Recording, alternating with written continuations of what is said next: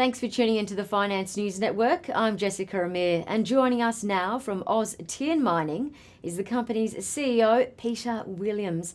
Hi Peter, hope you're well, and thanks for your time, and thanks for joining us from Brisbane. Thanks Jessica, appreciate the opportunity. So first up Peter, Aus Tin recently announced some high-grade exploration results from the company's northern New South Wales projects. Just summarise the key highlights and remind viewers what the focus of this project is directed to. We've just recently completed some field reconnaissance at our Emmaville and Torrington exploration licences, which are in northern New South Wales. And they followed some really good work from our geological and community team to get access to a number of new areas, particularly along the contact between the mould granite and the metasediments, which is the area most prospective for a range of minerals, including tungsten and lithium. Now, particular interest for us was the historic McCown's and McKinnon mines, which actually run on this along this contact, and we got some pretty high grade rock chip results, including 3.6% tungsten, another one at just over 2% tungsten, but with some silver, about over 1 ounce per tonne, and 0.26% copper. So some pretty good grades there.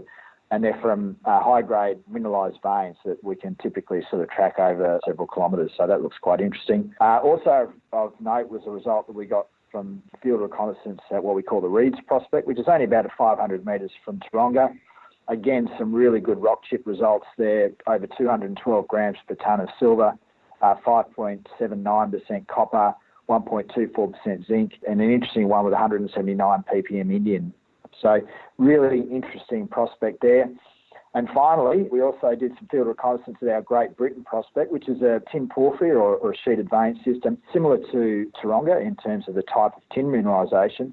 And interestingly, we got some very similar types of grades for silver and copper at sort of 3 grams per tonne of silver and 0.08% copper, which is actually quite similar to Taronga. So yeah, all up, a very exciting and productive field program completed. And in the announcement, you provided some background to the critical minerals sector.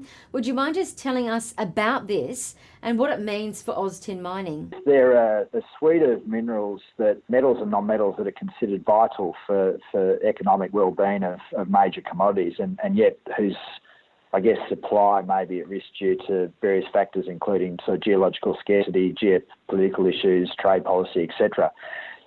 Certainly the United States came out with a list last year about 35 critical minerals, and they included tin, tungsten, bismuth, indium, lithium, rubidium, all of which we've previously considered our Emmaville and Torrington tenements prospective for. So I guess our view is that we think critical minerals could follow battery metals as the next sector to take off, and obviously we're clearly well positioned with an exploration perspective. And just lastly, Peter, going forward, what are plans for further exploration at your Emmaville, New South Wales project? Well, I think, Jessica, we're probably going to fast track some of the exploration around some of these critical minerals, I guess specifically tungsten as well as tin, and that'll probably focus on areas and prospects such as McCown and McKinnon. But we also want to pursue the sort of polymetallic precious metal opportunities that we're seeing, specifically copper and silver. And I think we'll look at projects such as Reeds, but we'll also look at projects such as Great Britain, where the potential for copper and silver byproduct potential could enhance the viability of the underlying tin projects. Peter Williams, thank you so much for the update. Thanks, Jessica. Appreciate that.